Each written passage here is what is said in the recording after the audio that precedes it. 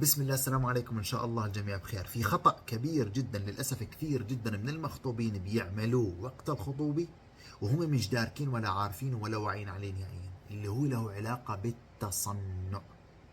يا اما في كثير من المخطوبين اول ما يتعرفوا على بعض ورا بشهر ولا 5 شهور ولا بسنة بيروح بيتزوجوا فورا وبلشوا يتعرفوا على شخصيات بعض وقت الزواج. لعل شيء اصلا سموها خطوبة وكتب كتاب بالذات او بالذات خطوبة. مو على مود نتعرف على بعض، مو علشان نكتشف شخصيات بعض، افكار بعض، نمط بعض، عقول بعض، تصرفاتنا، افعالنا، سلوكياتنا، ردود افعالنا، ان كنت حار دمي نار ولا كنت بارد وهادئ وعندي ثبات انفعال، ولا كيف بتصرف في وقت الاوقات الصعبه مثلا، ولا حتى هي اذا عندها غيره زياده عن اللزوم ممكن تضرك، ولا حتى اصلا انه هي من النوع اللي شكاكه كثير ولا بتتصل 24 ساعه. هذا كله لازم يكشف ويبين وقت الخطوبة وليس بعد الزواج. لا تبينوا لبعضكما البعض أجمل وأفضل وأعظم ما عندكما من صورة. هذا أكبر خطأ. أنتوا بأنفسكم لما رح تخطبوا وتروحوا تلتقوا ببعض مش محتاجين أنتوا الاثنين تروحوا تلبسوا أفضل ما عندكم، وانت تتمكجي افضل ما عندك، وتتعطري افضل عطر عندك، وانت كمان تلبس افضل لبس عندك وتتعطر افضل عطر عندك. هذا الشيء مش محتاجينه. هكذا اشياء تفعل فقط وقت المناسبات. وانتم من انفسكم لما تخطبوا بعض اكيد بالاسبوع من مره لمرتين، بالشهر من 6 7 ل10 مرات راح تلتقوا ببعض، فهذه لم تعد مناسبات.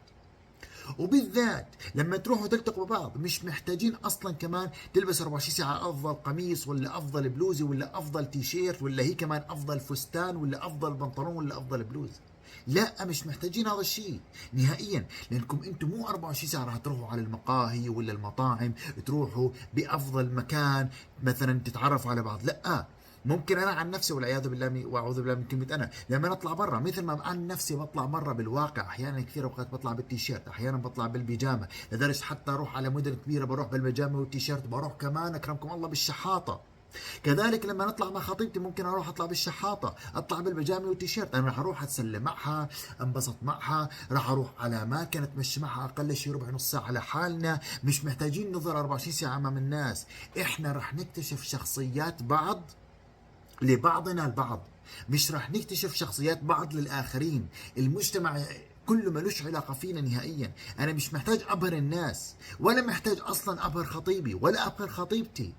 الخطوبة انعملت علشان تكتشفوا شخصيات بعض وعقول بعض وأفكار بعض، إذا أنتوا رح تناسبوا لبعضكما البعض أو لا، علشان أنت تعرفي إذا هذا مناسب إلك تكملي معه بعد ب5 شهور أو سنة خطوبة للزواج أو لا. وأنت كذلك عشان تعرف شخصيتها إذا هي بتناسب إلك، ومثلا بوقت الخطوبة إذا هي أصلا مريحة ومناسبة إلك ولشخصيتك، ولا بتطلعك حياتك وبتعيفك حياتك عمرك كله.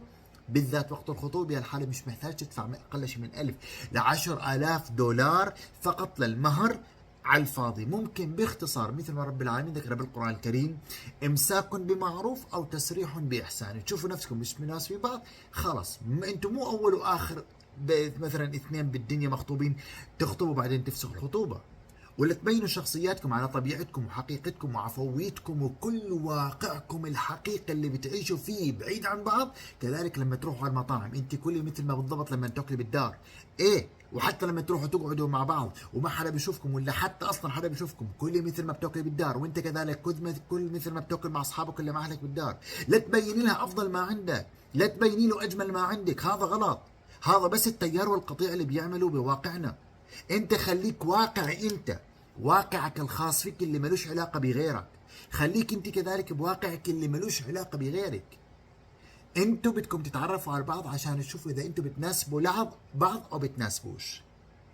فكونوا حقيقيين وطبيعيين وعفويين وواقعيين مع بعض، لا تتصنعوا. التصنع من ابشع الشغلات.